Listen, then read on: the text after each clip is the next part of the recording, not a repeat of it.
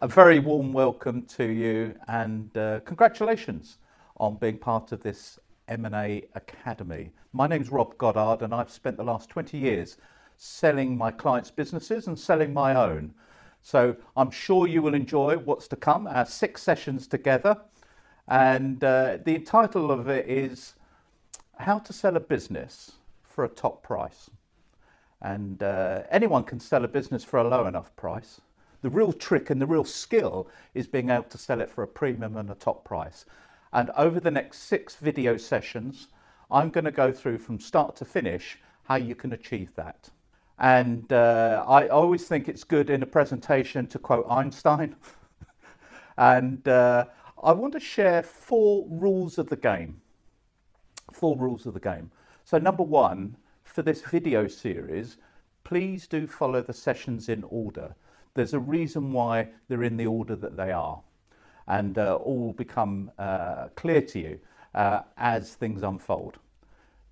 Also, complete the summary that's in your data room.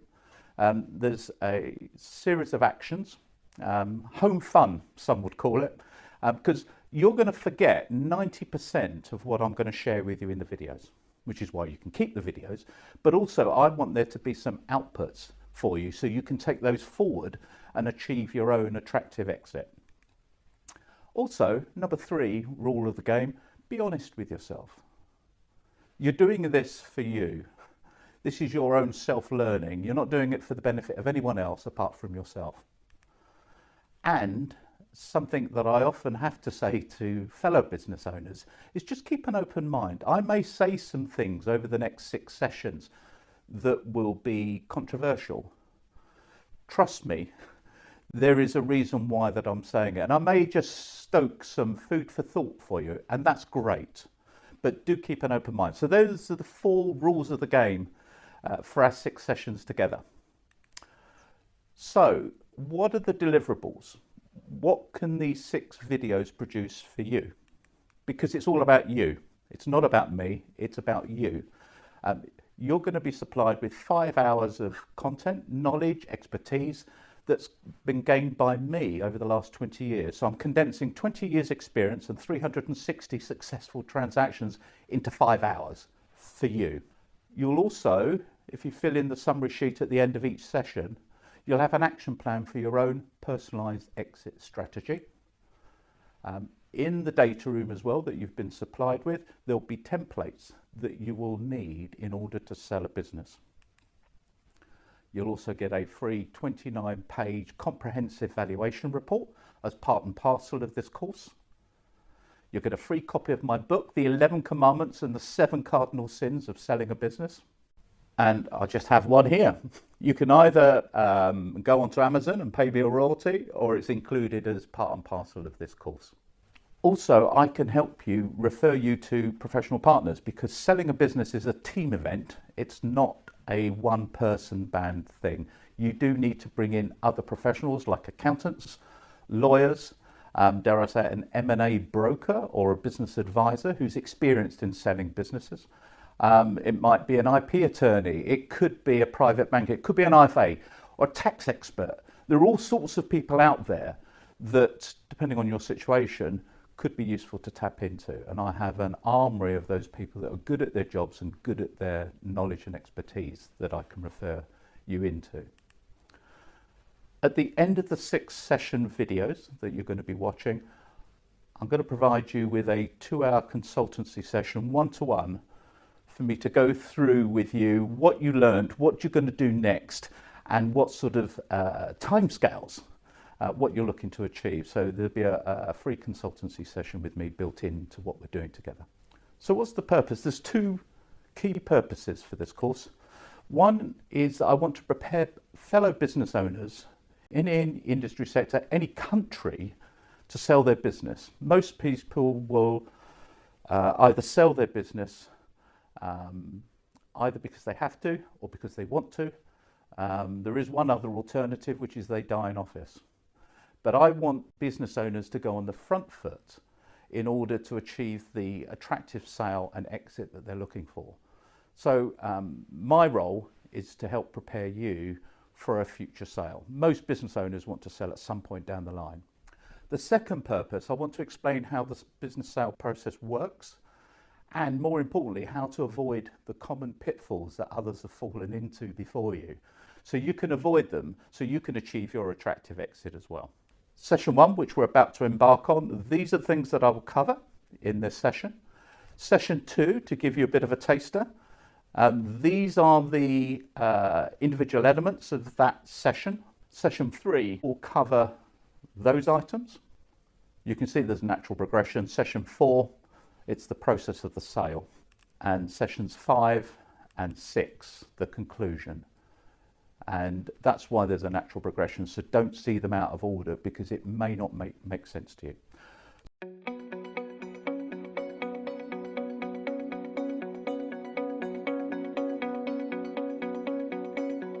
So without further ado, session 1. I started work in the early 1980s. Yes, I am that old, truly. My first boss was a chap called John Sykes, and he was my administration manager. I had a job in banking. I'd just come out of college, qualified, very eager to start my career in banking. And on my first morning, John Sykes sat me down in his little office and said, "Rob, I want to teach you the first rule in business, which is never to give any secrets away. Keep those things to yourself, give yourself a competitive advantage, climb up the greasy pole of commerce so that you can tread on the heads of other people to get to the top." Wonderful sage advice from a banker. No wonder the banking industry worldwide has got into the problems that it has. John Sykes couldn't have been more wrong.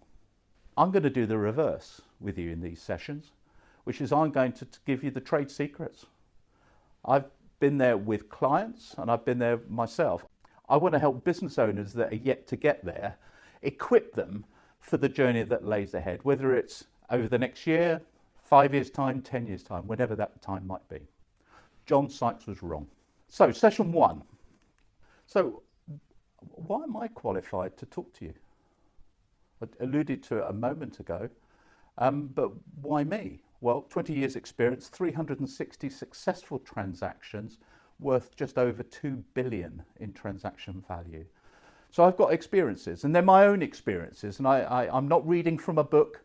I haven't found something on YouTube that I'm copying and plagiarizing. This is my experience, my journey over the last 2 decades, and I want to share that with you in this series of videos.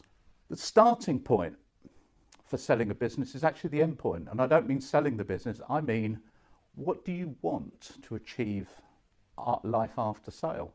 What is your magic number? And I ask this question regularly of business owners, and they usually can't give me an answer. Instead, they chuckle and burst out laughing sometimes. And they start to value their own business, but that is not the magic number. The value of your business is not the magic number. The magic number is yours.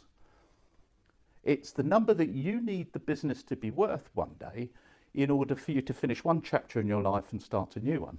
That's the magic number.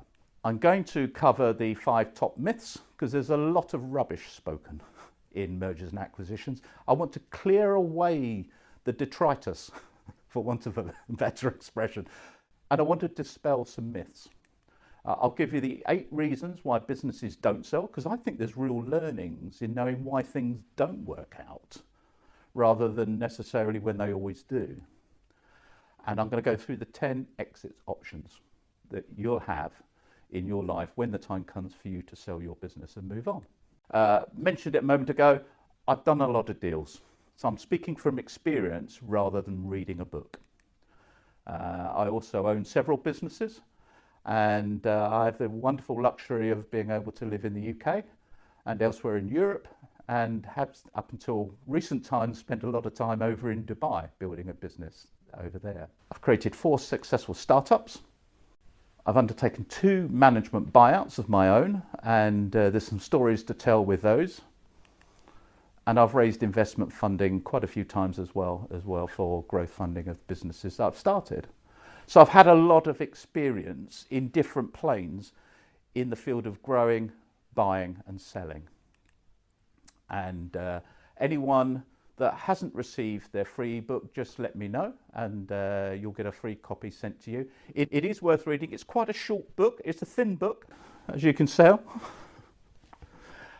That's because the truths that lie within, they might seem like common sense, and some of it is, but it's amazing how people forget in the heat of battle sometimes the basics in order to get to their objective. So that book comes with my compliments. You should find it a really good read, and it'll only take you a couple of evenings. There's 130 odd pages, so it's not War and Peace. So I mentioned that exit strategy starts with the end game. It's the final destination. What is it you want to achieve? What does life look like after you've sold your business? Because that's fundamentally what you're doing. It isn't about the money that you're going to cash in on. It's actually about life after sale. It's far more important than just money. So I've coined this phrase for many years. What is your magic number? And I believe when you're presenting something and you're sharing with a group of people, it's good to make yourself vulnerable, I think, as a presenter. So I'm going to share with you my magic number. In fact, I'm going to do it in two different ways. Now, here's a typical business owner's journey. I know this map quite well, and I know this journey quite well, which is to go from Heathrow to Dubai, because I used to commute for 4 years, every 6 weeks to Dubai. And it's a nice straight journey on a 2D map. And as business owners, we have this idea about starting a business and changing the world and getting a message out, whatever it is. And we see it in a very linear fashion. We start here and we want to end up there. But many of us that have been in business for quite some time know that the business journey isn't quite like that. We do have a destination in mind, but we get distracted. We go off course. We end up somewhere else. I think that's around about Beijing. I'm sure there's some Chinese people watching this will correct me. Maybe it's nearer Shanghai. But the thing is, where we wanted to end up isn't where we start off going. And it might be that on this business journey, a few years down the line, we end up in Sydney. We go off the map, and I do believe the world is round, so we come up the other side. We're in New York now. All we wanted to do was go from London to Dubai. Now we've ended up in New York through several different phases. Then we end up down in Johannesburg, and then New Delhi, well, somewhere around New Delhi. Those yellow arrows are the business journey for business owners in real life. There's lots of distractions, there's lots of things you can do that can take you off course. So it's really important that you set your course out as a business owner very early on, ideally before you set up a business. A friend of mine, Mike Winnett, said that when he set up his marketing business, before they actually opened the doors and started trading, he and his fellow shareholders had a view as to who would buy them and when and at what price. That is fantastic, but it is so rare. Most business owners fall into a business rather than planning it. So if it resonates with you, the yellow arrows, that is typical. Most business owners have a convoluted path in their journey of owning a business over 10, 20, 30 years, whatever it might be. And you see on this journey, could have ended up New Delhi, but have ended up somewhere in the Amazonian rainforest. That's a business that's lost its way. So it's really important to set your end destination. So I'm going to share with you, make myself a bit vulnerable, share with you my magic number and how I arrived at it. So I asked myself 3 questions, and this was well over 10 years ago. When did I want to sell my business? How much aspirationally was I looking for, my magic number? And most crucially, what on earth was I going to do life after sale? Because it isn't about the money. Money comes and goes, but particularly entrepreneurs, self-made people, can get bored very quickly. And being in a hammock with having drinks brought to you on a beach can get boring. I know you might find that difficult to believe, but it can get boring. Most entrepreneurs want to be able to feel that they can add value, have significance and purpose in life. It may not be owning and managing a business, but it will be something else. So those are the 3 questions I asked myself, and these were the responses 10 years ago that I came up with. I had a 2020 vision. So it was in 2010 that I asked myself those 3 questions. I had a 10-year vision. And that seemed a really long way away, 2020. And now, of course, it's history. It's amazing how time flies as you get older. My magic number was £5 million pounds, because I'm British. I definitely wanted to have a life that was in a country that's warmer than the UK, and there's quite a few of those. Sea, sunshine, sand. You can see that there's no people, actually. I'm quite a gregarious person. I'm quite outward going. But I like to recharge, and I actually like my own space. So no people in those photographs. Definitely wanted a boat, because if you live near the sea, then you must have a boat, mustn't you? A double-decker bus. You don't necessarily need to have a double-decker bus in a Mediterranean country, but that you might see a red London double-decker. I see a mobile language school to teach kids English as an extracurricular activity for kids. Initially it was going to be Greece, and now it's going to be in Albania. I've yet to buy the double-decker bus because you have to have quite a big area to park something like that, and you need a mechanic that can fix 1960s technology. And all of that with the woman of my dreams. And that is in the Dubai that some of you might recognise the sand dunes. That's in Sharjah in the UAE in the desert, and that is actually the woman of my dreams, Christina, although she's silhouetted out. So that was my magic number, and the different things life after sale that I want to do. What's yours? What's yours? Do you have a plan? Well, do you have a vision board like this in 10 years' time? If not, don't worry, you're in the majority. Vast majority of business owners don't have that vision for the future. Great time to start it now. Now, of course, that's historic now, because that is now in the past. I asked myself the same 3 questions for the next 10 years. When did I want to stop working? Because in 10 years, I'm 57 now, and when I'm 67, I'll be at the official age of retirement in the UK. So I'll be an old age pensioner. So in 10 years' time, when I retire, whatever that means, when do I want to do it? How much has my magic number changed? And what will I be doing? So these are the responses last year that I came up with to those. And there's some differences. 2030 is my vision. 10 million now, so I've doubled my magic number. Because once you've hit the first target and achieved it, now you're thinking, do you know what, I can push on. Because I know how to do it. I've learnt my apprenticeship. Bit different. I have a real understanding about depression. And I went through quite a dark period in my life years and years ago of stressing, depression, and even a suicide attempt. And having battled my way through that adversity, I share with fellow business owners that are struggling, and I have done for years. I speak at events, I do one-to-one sessions, I'm part of certain groups that help, particularly men in business, because 3 times as many men commit suicide than women.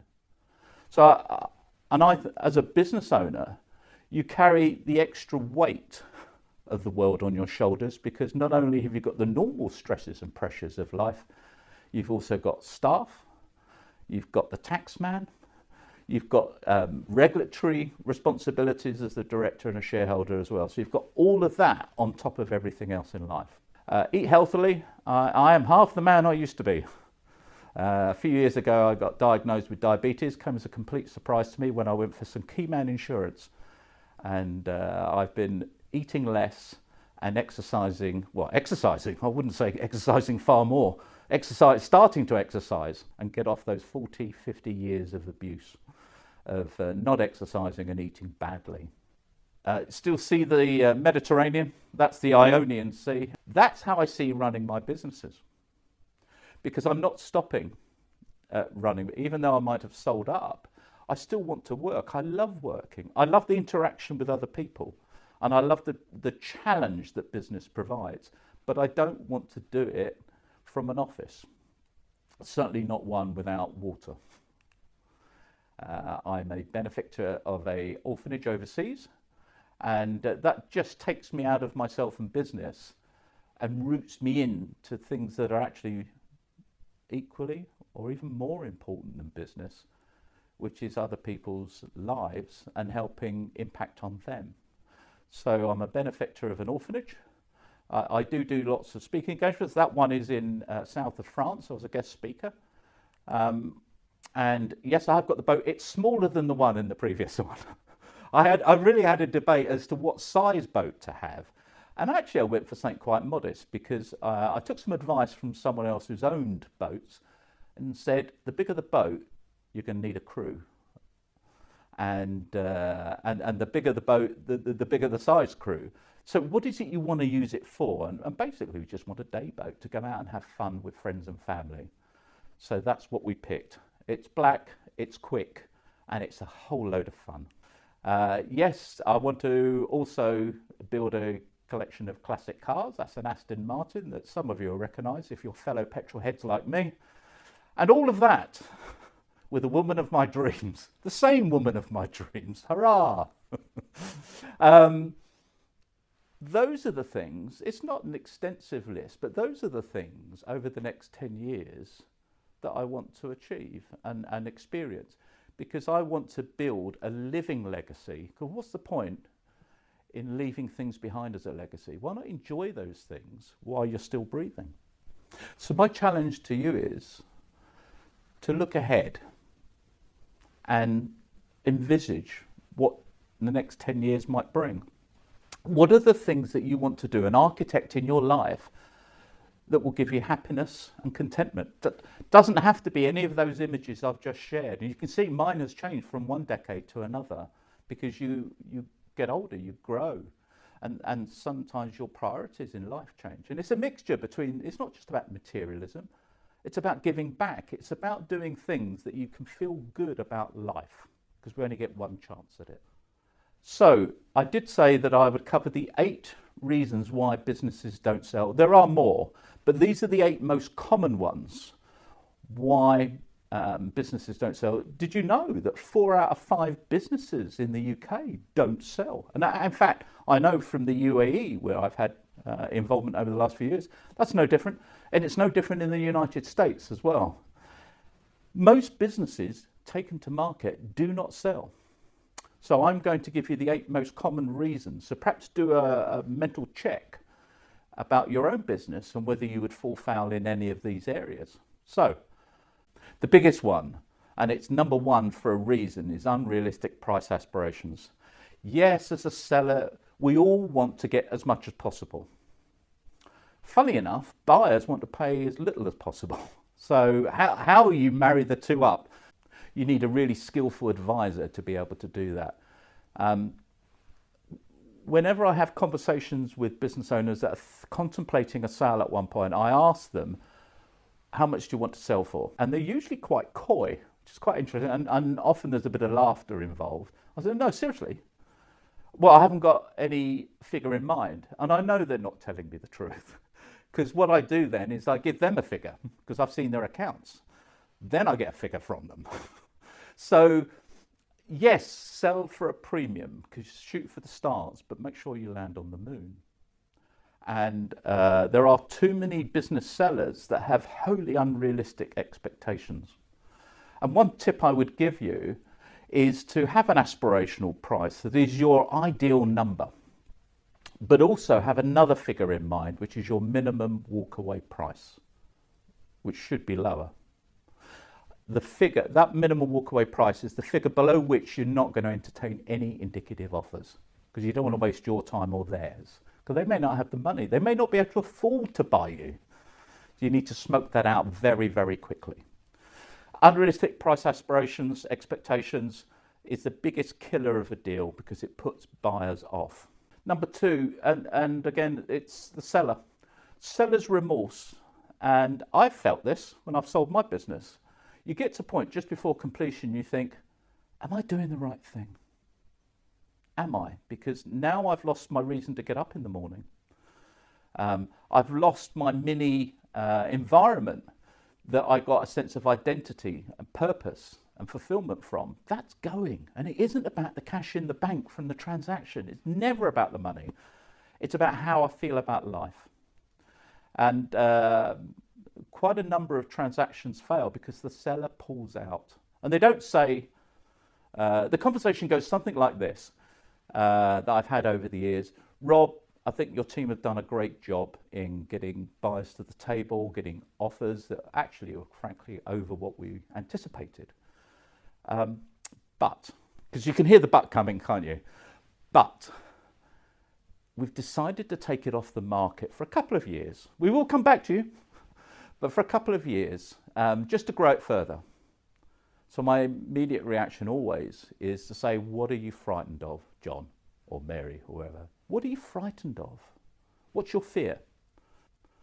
Because that's what's deep down in most of them. It isn't about growing it. That's the excuse. They're having second thoughts because life is going to change. The business, you've made yourself redundant, or you will be making yourself redundant from your own business. That's quite hard to take. It's a soft issue. So that is a very common factor. You've got to be sure before you put your business on the market for sale that you're going to be committed to this.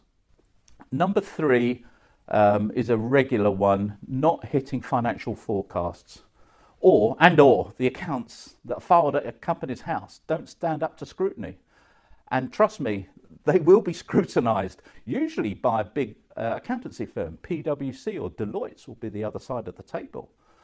So your financial forecasting and your financial reporting needs to be robust because it will be gone through with a fine-tooth comb by the other side. It will be. Don't think they're just going to take it on trust, because they won't. This is a fun one. The more shareholders you have in a business, the less likely it is to ever sell.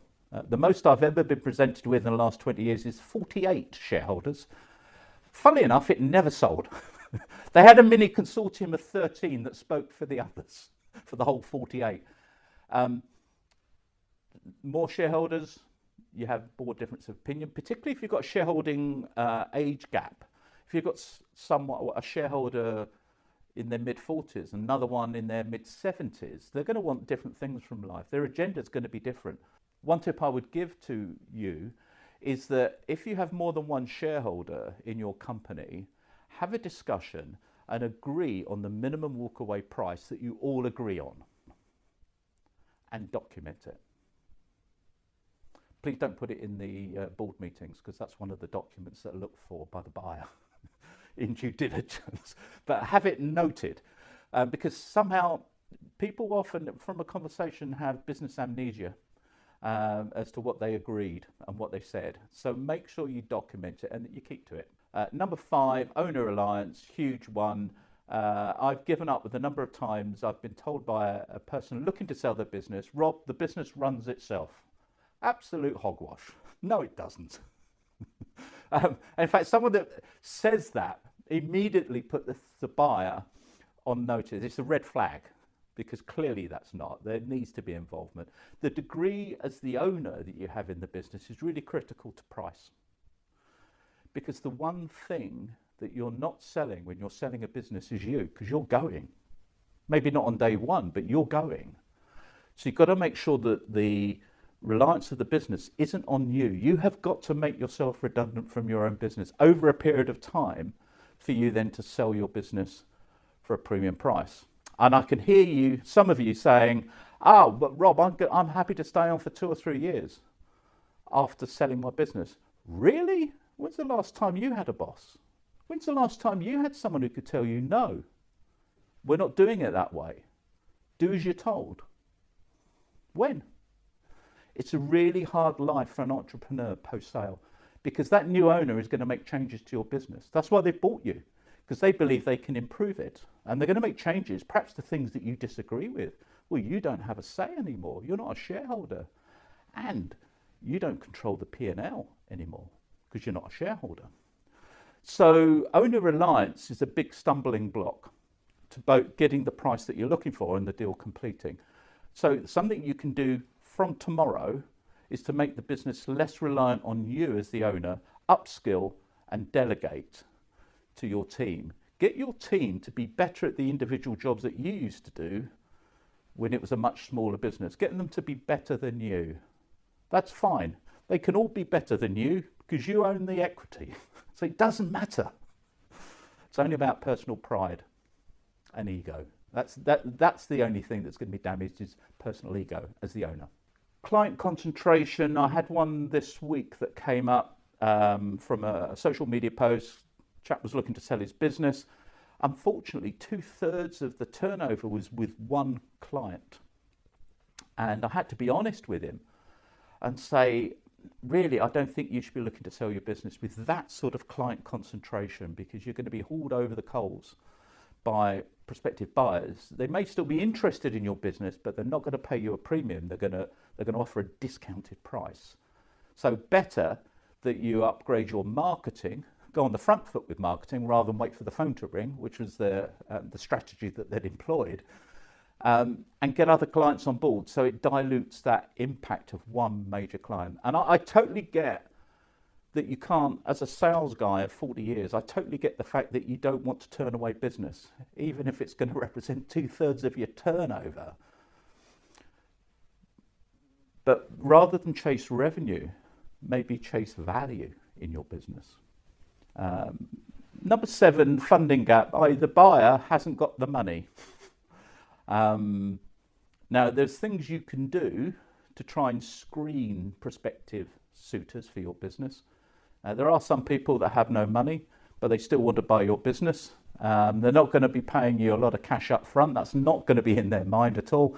They're going to want you to buy your own business, effectively called an earnout. Vendor financing is another expression. A leverage buyout is another one, an LBO. I don't necessarily mean just that. You've got to make sure that the company you're sitting in front of that you're considering selling to has got the resources. And even if they have got the resources, are they going to choose to buy your company rather than another one? So it is really important to make sure that you're in front of well-funded buyers. There is nothing wrong with leverage buyout. Most deals are a combination of cash, leverage buyouts, mezzanine financing. That's fine. It depends on the extent.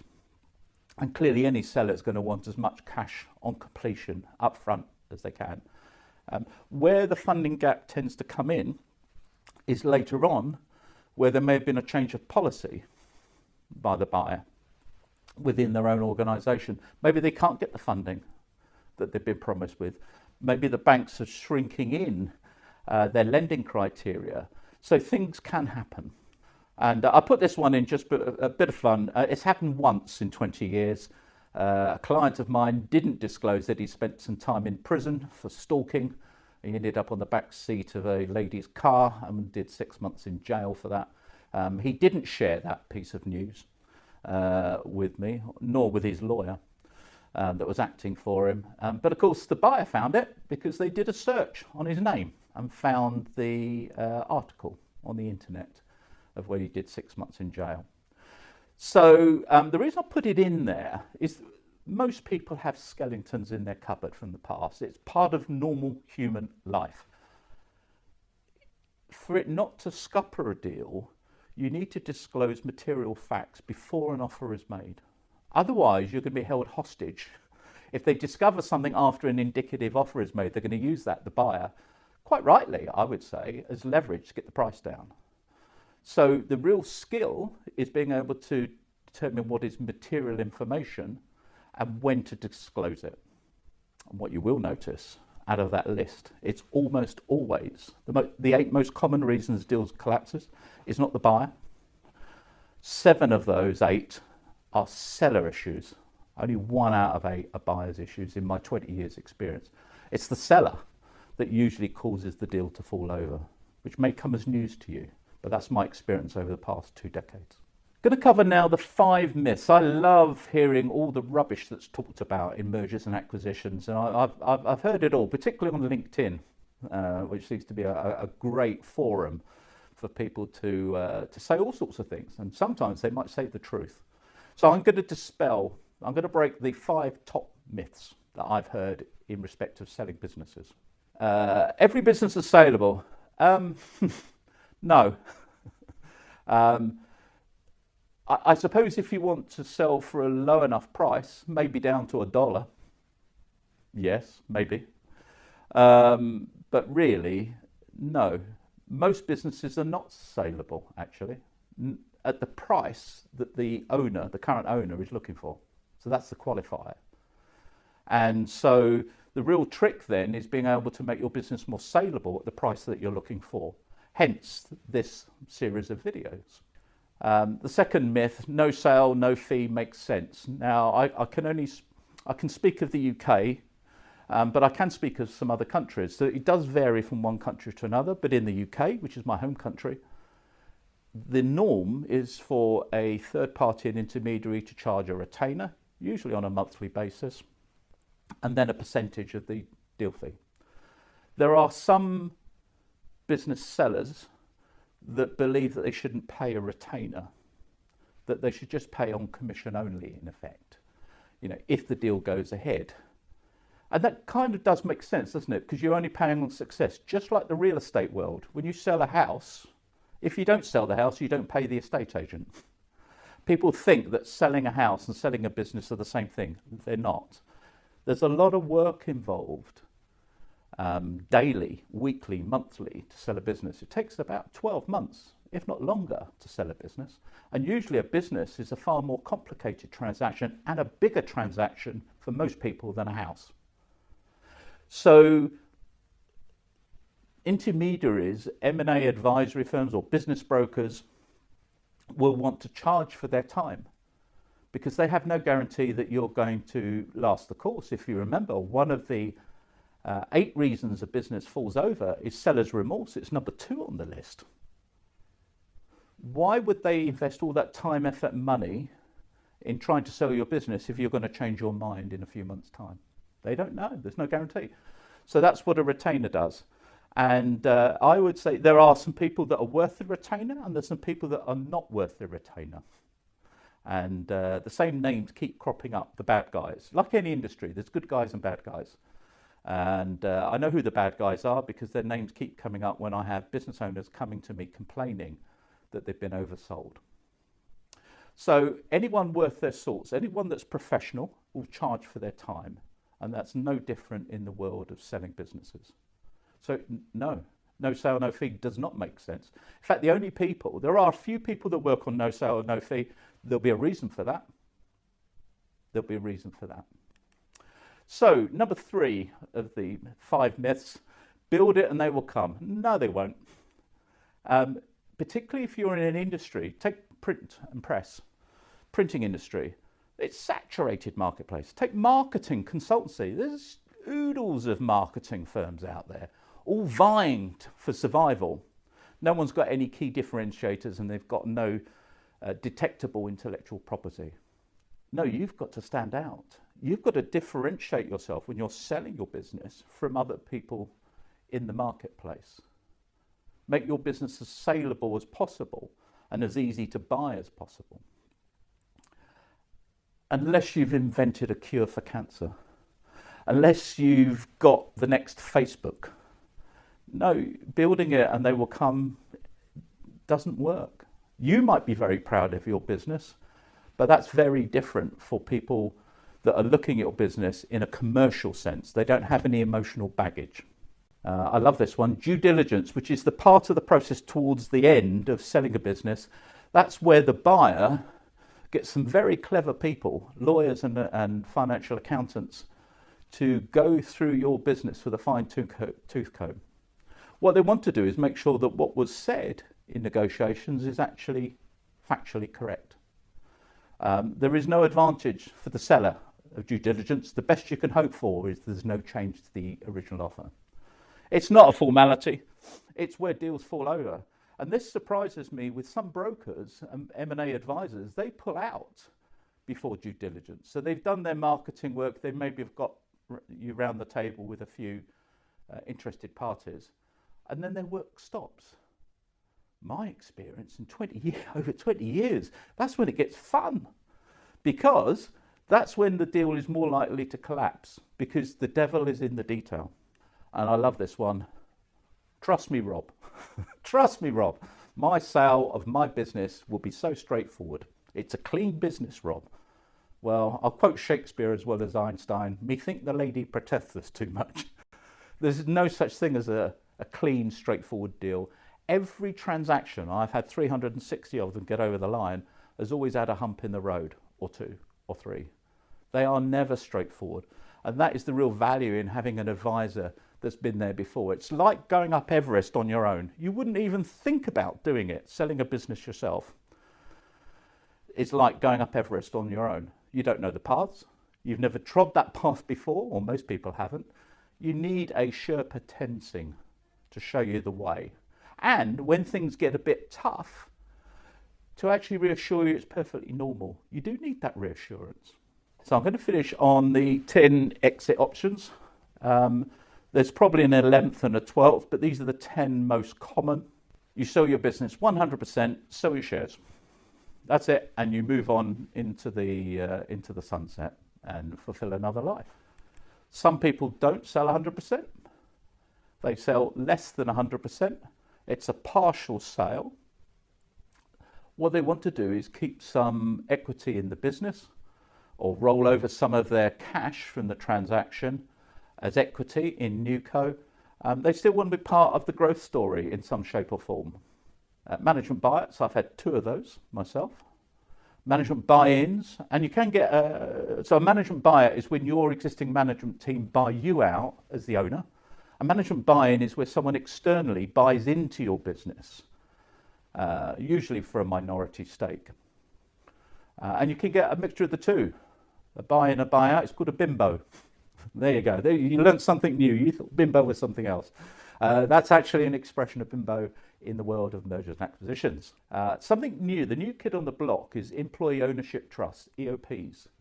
That's where the employees, not the management team exclusively, the employees buy the business from you.